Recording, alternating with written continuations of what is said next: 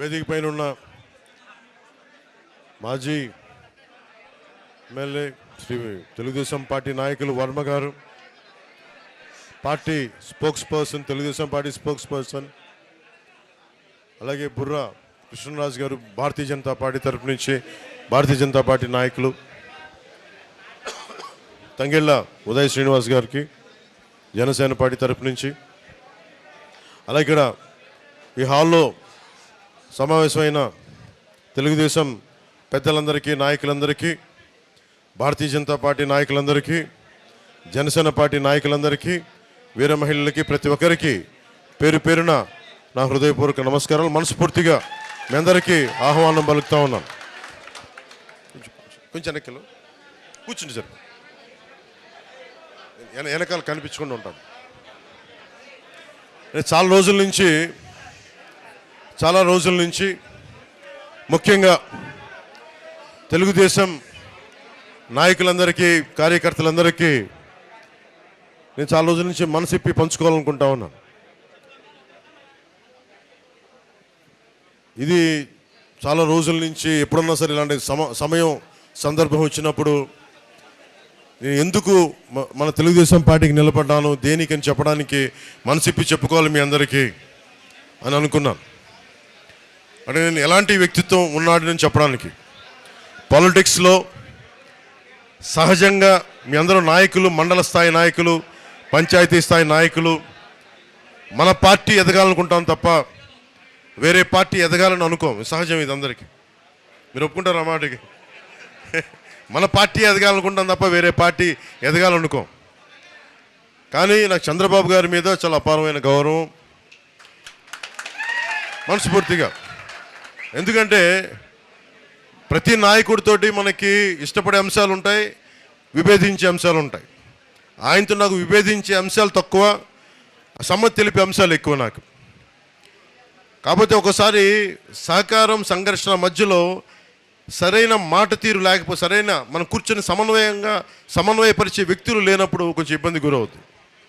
2014 కూడా ఆ రోజు నేను ఏ కండిషన్స్ లేకుండా, ఒక్క పదవి ఆశించకుండా, ఏం ఆశించకుండా అన్కండిషనల్గా తెలుగుదేశం పార్టీ, మన భారతీయ జనతా పార్టీ గెలవాలని చెప్పి జనసేనని పెట్టి కూడా అప్పటికి ఒక 10 మందిని అభ్యర్థులు నిలబెట్టగలిగే స్థాయిలో ఉండి కూడా ఎందుకు పెట్టలేదంటే సంపూర్ణంగా నా స్థాయి నుంచి సంపూర్ణంగా గెలవాలి, మీరందరూ అలయన్స్ బాగుండాలి, అలయన్స్ బాగుంటే ఆటోమేటిక్గా మేము బాగుంటామని ఆలోచనతో 2014లో మనస్ఫూర్తిగా రోజున ఒక్క పదవి ఆశించకుండా తెలుగుదేశం పార్టీ మన భారతీయ జనతా పార్టీకి చేసి పెట్టాను. ఆ రోజున మొన్న జైల్లో ఉన్నప్పుడు, చాలా అకారణంగా ఆయన జైల్లో పెట్టినప్పుడు, ఎలాంటి విషయం లేకుండా జైల్లో పెట్టినప్పుడు నాకు చాలా బాధ కలిగింది.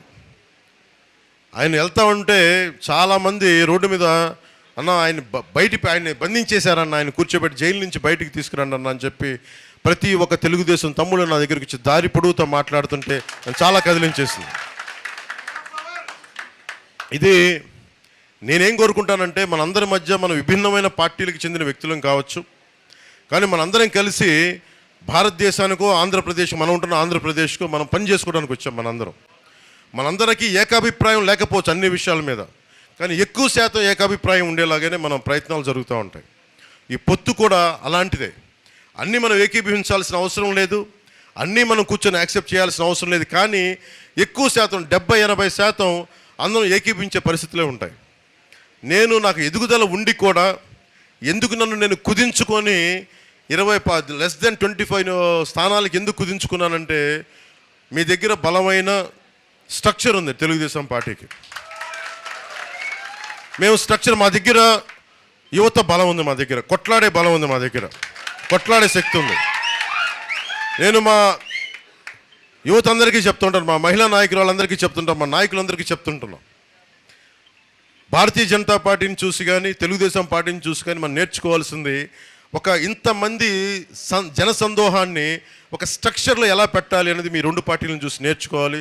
తెలుగుదేశం పార్టీని చూసి పదే నేను చెప్తూ ఉంటాను. ఎందుకంటే ఎవరైనా సరే నేర్చుకోవడం మీద, ఎవరి దగ్గర ఇచ్చిన పాఠాలు నేర్చుకోవడానికి జనసేన మేమందరం సంసిద్ధంగా ఉంటాం. ముఖ్యంగా ఆయన జైల్లో పెట్టినప్పుడు నేను వెళ్ళాను లోపలికి. నా దగ్గర నాకు పెద్ద ఆలోచన ఏం లేదు. పాప ఆయన జైల్లో వెళ్ళినప్పుడు ముఖ్యమంత్రి, ఉమ్మడి రాష్ట్ర ముఖ్యమంత్రి, ఒక మహానగరాన్ని ఆయన మేధస్సుతోటి, ఆయన ఆలోచన విధానంతో, ఎందుకు నాకు తెలుసు ఒక పార్టీని నడపడం ఎంత కష్టమో, అలాంటిది ముఖ్యమంత్రిగా ఉండి ఇన్ని ఒక మాదాపూర్ లాంటి ఒక హైటెక్ సిటీని ఆయన కూర్చొని రూపకల్పన చేశారు, 2020 విజన్ అని. అలాంటి వ్యక్తి ఎక్కడో మన రాజమండ్రి జైల్లో అలా కూర్చొని ఉంటే నాకు చాలా బాధ కలిగింది. వెళ్ళి లోపలికి వెళ్ళి మొత్తం అన్ని ఆ సెక్యూరిటీ మెజర్స్ అన్ని తట్టుకొని లోపలికి వెళ్ళి ఆయన చూస్తుంటే, ఒకప్పుడు అందరికీ ఈయన్ని జేజేలు పట్టిన ముఖ్యమంత్రి గారికి అని ఇలాంటి దుస్థితి కలిగింది. నేనేం చేయగలను ఆలోచించాను. బయట పార్టీ వాడిని, నేను తెలుగుదేశం పార్టీ వ్యక్తిని కాదు, కానీ నాకు మీ నాయకుడు తాలూకు బాధ, మీ అందరి బాధ నన్ను చాలా చాలా తాకింది. నేను చేయగలిగేది ఏంటి?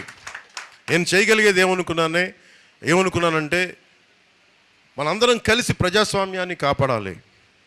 మనందరం కలిసి వైసీపీ రాక్షస పాలన నుంచి ఆంధ్రప్రదేశ్ని విముక్తి కలిగించాలి.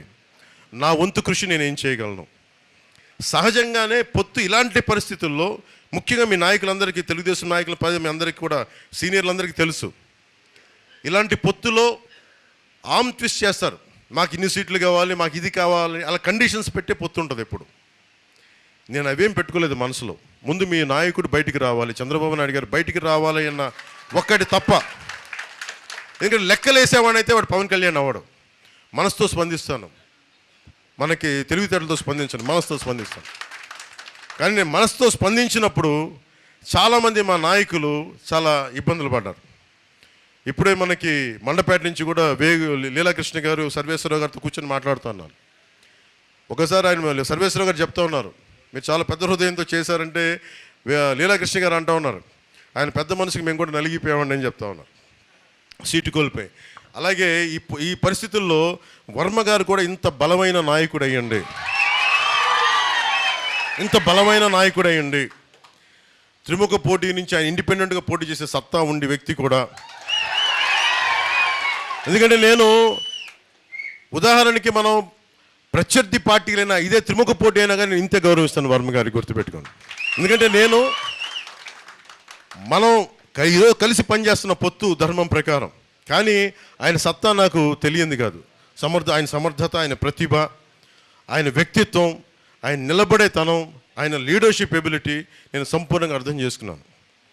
ఆయనతో ఒకటే మాట కూర్చొని చెప్పాను, మీకు ఇంతకుముందు ఏదైనా సరే చిన్నపాటి పొరపక్షాలు ఉన్నా కానీ వాటందరి తరపున మనస్ఫూర్తిగా నేను క్షమాపణలు చెప్తున్నాను. దయచేసి మీరు ఏమాత్రం మీకు ఇబ్బంది కలిగించే ఏదైనా అంశాలు ఉండుంటే, గతంలో జరిగి ఉంటే మనస్ఫూర్తిగా మీరు క్షమించండి అని. ఎందుకంటే నేను తగ్గడం మీద ఉంటాను. ఎందుకంటే నాకు ప్రజలు బాగుండాలంటే నేను ఒక అడుగు వెనక్కి వేయడానికి, ఒక అడుగు తగ్గడానికి నేను సంసిద్ధంగా ఉంటాను. నేను కోరుకున్నది కూడా ఇది చాలా చాలా కీలకమైంది. పెద్ద మనసుతోటి రాష్ట్ర ప్రయోజనాలను దృష్టిలో పెట్టుకొని చంద్రబాబు నాయుడు గారిని ఆయన చెప్పింది విని అర్థం చేసుకొని, ఆయన ఒకటే చెప్పారు నాకు, ఆయన పదవుల గురించి ఏమి చెప్పినా, ఎమ్మెల్సీ అన్న మంత్రివర్గం అన్న నేనేం మాట్లాడలేదు, వాటన్నిటిని నేను ఆశించలేదు. మా చంద్రబాబు నాయుడు గారు చెప్పారు, ఆయన చెప్పిన గీత నేను దాటను అని చెప్పి మనస్ఫూర్తిగా పెద్ద మనసుతోటి ఈరోజు పోటీ నుంచి తప్పుకొని నన్ను అభ్యర్థిగా నిలబెట్టి ఇక్కడ 1,00,000 ఓట్ల మెజారిటీతో గెలిపించే బాధ్యత నాది అని చెప్పి ఆయన పెద్ద మనసుతో చెప్పడం చాలా చాలా ఆనందం వేసింది. సో దీంట్లో చాలా కీలకమైంది, ఆయన మర్యాదకి భంగం కలగనివ్వను. మీకు ఇదే చెప్తున్నాను. నేను ఇక్కడ ఎమ్మెల్యేగా మీరు గెలిపించినా కానీ ఆయన మర్యాదకు కానీ ఆయన గౌరవానికి కానీ నేను భంగం కలగనివ్వం. అలాగే మన పొత్తు ధర్మానికి ప్రతి మండలంలో ఉన్న ప్రతి తెలుగుదేశం నాయకులకి, ప్రతి బీజేపీ నాయకులు కూడా మీ గౌరవానికి, మీ అధికార దీనికి నేనేం భంగం కలగనివ్వం. అందరం కలిసి పనిచేద్దాం, సమస్యల మీద ఉమ్మడిగా పోరాడదాం. అలాగే మనకి ఏలేరు కాలువ కానీ, సుద్దగడ్డ, వీటన్నిటికి కూడా కంబైన్డ్గా కూర్చొని ఆలోచిద్దాం తప్ప ఏ విధంగా కూర్చొని ఒంటెద్దు పోకడైతే నేను పోను. అందుకని మీరు మనస్ఫూర్తిగా ఈ రోజున వర్మ గారు మిమ్మల్ని అందరికీ కలవాలంటే మనస్ఫూర్తిగా మీ అందరికీ ఇక్కడ వచ్చిన ప్రతి ఒక్కరికి పేరున ప్రతి తెలుగుదేశం నాయకులకి, ప్రతి ఒక్క కార్యకర్తలకి, ప్రతి ఒక్కరికి మన భారతీయ జనతా పార్టీ నాయకులకి, జనసేన నాయకులు, ప్రత్యేకించి జనసేన పార్టీ తరపు నుంచి మీ అందరికీ మనస్ఫూర్తిగా నా కృతజ్ఞతలు తెలుపుకుంటాను.